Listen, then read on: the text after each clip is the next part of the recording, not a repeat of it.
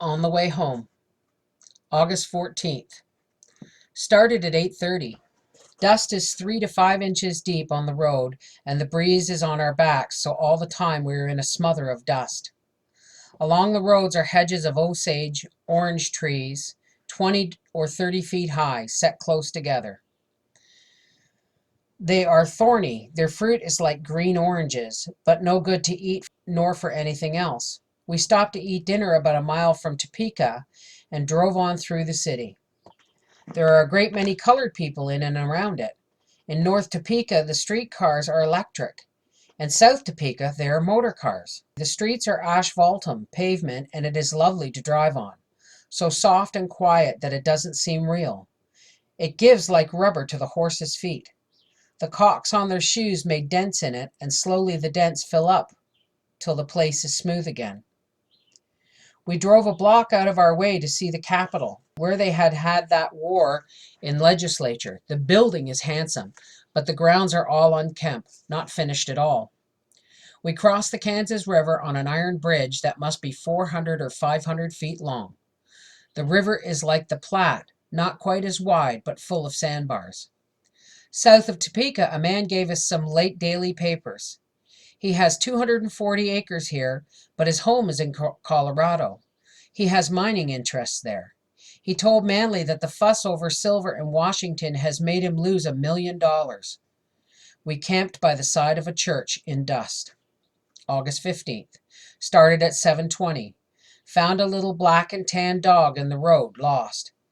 He is skin and bones, must have been starving, and is afraid of us. We stopped at several houses to ask, but nobody knew where he belonged, so we're taking him along. The children delight to feed him milk. We have named him Fido. Today I saved a horse chestnut, and we came to hazelnuts for the first time. We went through Richland at noon.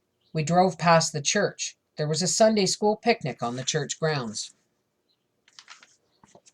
We camped by a schoolhouse in the southwest corner of Douglas County. There was good grass for the teams, and a pump gushed out delicious cold, clear water. This is the best farming country we have seen yet. Prairie with long natural groves here and there, and timber along the creeks. As we came along the road, Manley sold and traded a good many fire mats, and one farmer wanted to rent him a farm for a third of the crops. Another came to us at the schoolhouse where we camped and wanted us to stay here and rent. We're going on to Missouri, but may come back here if we do not like it there. Land here is worth $20 to $40 an acre. August 16th. On our way at 7:25. Fido was quite friendly this morning. He still seems sad, but he has stopped trembling and seems content to sit in my lap and look at the country we are passing. The wheat crop is bountiful here, and the corn crop is pretty good. There's a coal bank where men mine the coal and sell all they dig for $1.25 a ton. At 5 in the afternoon, we came through Ottawa. There is a north and south Ottawa separated by the Méridien River. They are the county seat of Franklin County. The men of Ottawa stole the county seat in the night from another town, and for some time they had to guard it with the militia to keep it. The courthouse is quite an imposing building. The Santa Fe Railroad Hospital is in the north edge of North Ottawa, a large brick building. It looks very clean. In South Ottawa, there's a handsome college building made of native stone. In all the towns now, there are many colored people. We camped on the bank of Rock Creek in the suburbs of South Ottawa. Two men coming by stopped and looked at prints for some time, and as they went on, the elderly one said to the other, "That's the nicest colt I've seen for years." The hens are laying yet. August 17th.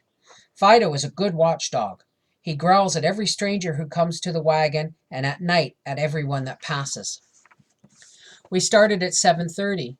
The wild morning glories are rioting everywhere, all colors like tame ones. We passed a large field of castor beans. They're raised here as a crop.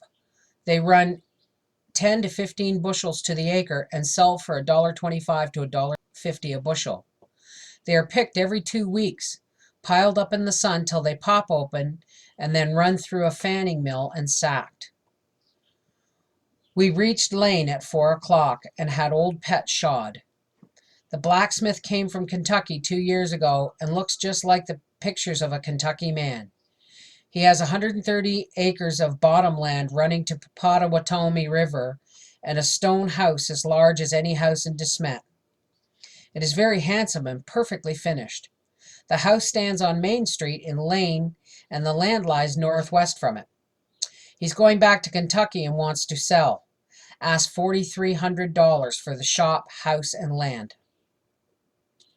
South of Lane, we stopped at a farmhouse to ask for water, and the woman said she did not have enough to spare, but we could get plenty over yon way. Camped again by a schoolhouse and pump. Washed out some things after supper. They dry overnight. August 18th. Started at 7 this morning and went through Goodrich and came to Parker at noon. They're both small places, and the country road around them is not as good as we have been seeing. The people say they never have the rain here that others get farther north. Camped by Big Sugar Creek, up on its high bank in the woods beside the road. August 19th. Mr. Cooley's stove had worked loose. He and Manley had to fix it so it will ride. Mrs. Cooley and I and the children went down to the creek and found some mussels and some clamshells. A woman and 2 children came to see us.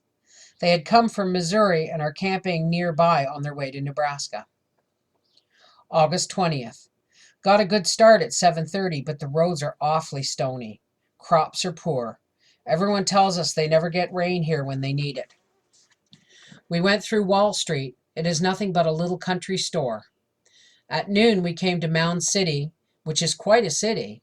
We bought bread and an 8-cent pie and 2 cents worth of tomatoes. Tomatoes are 30 cents a bushel. We stopped to eat dinner in the shade of a tree beside the road. 3 immigrant wagons passed while we were eating. 2 were going to Missouri and 1 coming back. This afternoon, we saw 3 more.